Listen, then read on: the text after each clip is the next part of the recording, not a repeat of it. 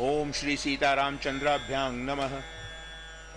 श्रीमद् वाल्मीकि रामायण अयोध्या कांडम अष्टाधिक शततमः सर्गः यानी सर्ग 108। इस सर्ग में जाबाली का नास्तिकों के मत का अवलंबन करके श्री राम को समझाना।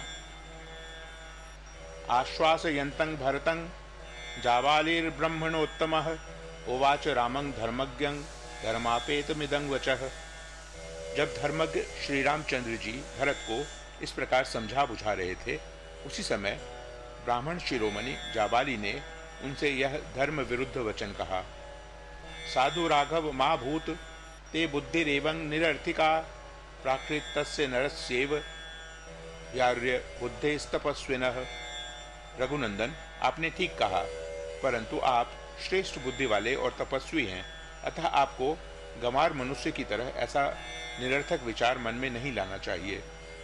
कह कस्य पुरुषो बंधुः किमाप्यं कस्य केनचित् एको ही जायते जंतु रेक एव विनश्यति। संसार में कौन पुरुष किसका बंधु है और किससे किसको क्या पाना है।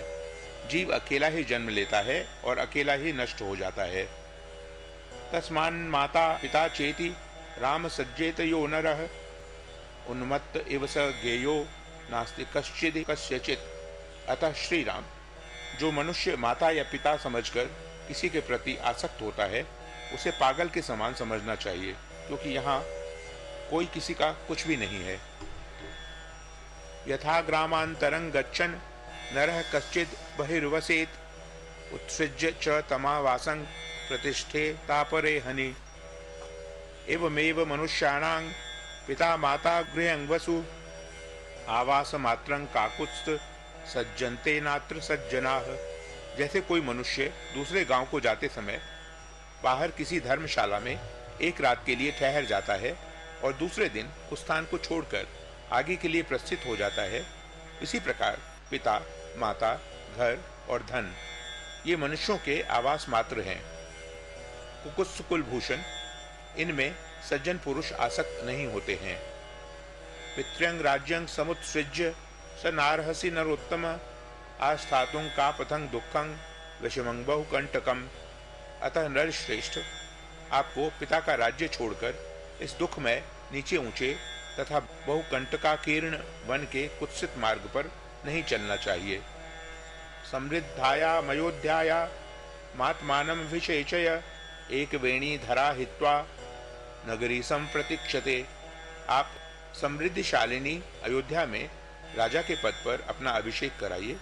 वह नगरी प्रोषित भर्तृका नारी की भांति एक वेणी धारण करके आपकी प्रतीक्षा करती है।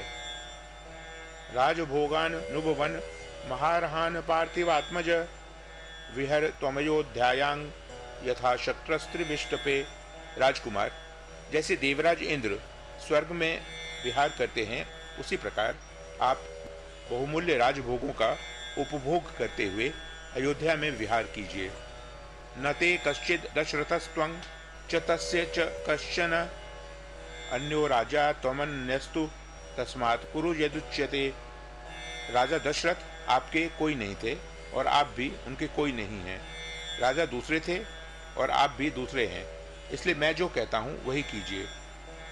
बीज मात्रं पिता जंतोः शुक्रं शोणितमेव च संयुक्त मृतुमन मात्रा पुरुषस्येह जन्म तत्। पिता जीव के जन्म में निमित्त कारण मात्र होता है। वास्तव में ऋतुमती माता के द्वारा गर्भ में धारण किए हुए वीर्य और रज का परस्पर संयोग होने पर ही पुरुष का यहाँ जन्म होता है।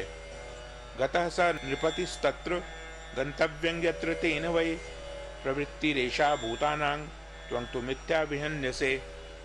राजा को जहाँ जाना था वहाँ चले गए। यह प्राणियों के लिए स्वाभाविक स्थिति है। आप तो व्यर्थ ही मारे जाते हैं, यानी कष्ट उठाते हैं। अर्थ धर्म परा ये तांस्तान शोचामि नेतरान ते ही दुख में प्राप्य विनाशं प्रेत्य लेभिरे। जो मनुष्य प्राप्त हुए अर्थ का परित्याग करके धर्मपरायण हुए हैं, उन्हीं के लिए मैं शोक करता हूँ, दूसरों के लिए नहीं। वे इस जगत में धर्म के नाम पर केवल दुख भोगकर मृत्यु के पश्चात नष्ट हो गए हैं।